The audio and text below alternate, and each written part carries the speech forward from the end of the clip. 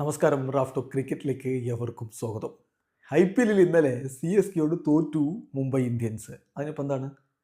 ആദ്യ കളികളിൽ തോറ്റാണ് ഞങ്ങൾ തുടങ്ങാറുള്ളൂ, ദൈവത്തിൻ്റെ പോരാളികൾ തോറ്റേ തുടങ്ങാറുള്ളൂ എന്ന് അവരുടെ ആരാധകർ പറയാറില്ല. അത് വെറുതെ അല്ല, കഴിഞ്ഞ കുറേ കാലമായിട്ട് സംഗതി അങ്ങനെയാണ്.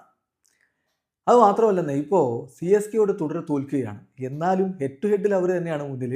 ഹെഡ് ടു ഹെഡിൻ്റെ കണക്ക് നോക്കിയാൽ ആകെ 38 മത്സരങ്ങൾ. അതിൽ ഇന്നലത്തെ വിജയം കൂട്ടി CSK 18 വിജയങ്ങൾ നേടിയപ്പോൾ മുംബൈ ഇന്ത്യൻസ് 20 വിജയങ്ങൾ നേടിയിട്ടുണ്ട്. IPL കണക്കാണ് നമ്മൾ പറയുന്നത്. അപ്പോൾ ഇപ്പോഴും ഹെഡ് ടു ഹെഡിൽ ഒരു ചെറിയ എഡ്ജ് മുംബൈ ഇന്ത്യൻസിനുണ്ട് എന്നർത്ഥം. ഇനി ചെപ്പോക്കിലെ കണക്ക് നോക്കുകയാണെങ്കിൽ ചെപ്പോക്കിൽ ഇപ്പോൾ 2 ടീമും കൂടി 10 തവണ ഏറ്റുമുട്ടി. അതിലും ഒരു എഡ്ജ് ഉള്ളത് മുംബൈ ഇന്ത്യൻസിനാണ്. 6 കളികൾ അവർ വിജയിച്ചിട്ടുണ്ട് ചെപ്പോക്കിൽ പോയിട്ട്.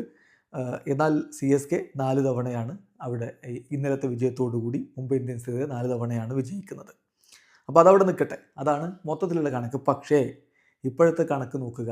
ഏറ്റവും ഒടുവിൽ മുംബൈ ഇന്ത്യൻസും CSKയും തമ്മിൽ ഏറ്റുമുട്ടിയ 5 മത്സരം, ആ 5 മത്സരങ്ങളും വിജയിച്ചത് CSK ആണ്. Chennai super Kings defeated Mumbai Indians for the 5th consecutive match in IPL. തുടരെ പൊട്ടുകയാണ്.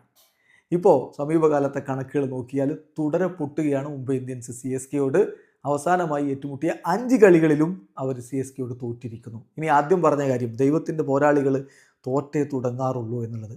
2013 ശേഷം ഇങ്ങോട്ട് IPL അവരുടെ ഓപ്പണർ മത്സരങ്ങളിൽ അവർ തുടർച്ചയായിട്ട് തോൽക്കുന്നു. 2013 തോറ്റു, 14 തോറ്റു, 15 തോറ്റു, 16 തോറ്റു, 17 തോറ്റു, 18 തോറ്റു, 19 തോറ്റു, 20 തോറ്റു, 21 തോറ്റു, 22 തോറ്റു, 23 തോറ്റു, 24 തോറ്റു. പിന്നെ ഇപ്പോൾ 25 മാത്രമായിട്ട് എന്തിനു ജയിക്കണം? അതും തോറ്റു. അങ്ങനെ അങ്ങ് കൂട്ടിയാൽ മതി. ദൈവത്തിൻ്റെ പോരാളികൾ തിരികെ വരുമെന്ന പ്രതീക്ഷയിൽ ആരാധകർ. എന്തായാലും തലയുടെ സംഘം തലയെടുപ്പോടെ വിജയിച്ച് കയറിക്കൊണ്ട് തുടക്കമിട്ടിരിക്കുകയാണ്. വീഡിയോ അവസാനിക്കുന്നു. ക്രിക്കറ്റ് ലോകത്തെ കൂടുതൽ വിശേഷങ്ങളുമായി റാഫ്റ്റോക്സ് എത്താം.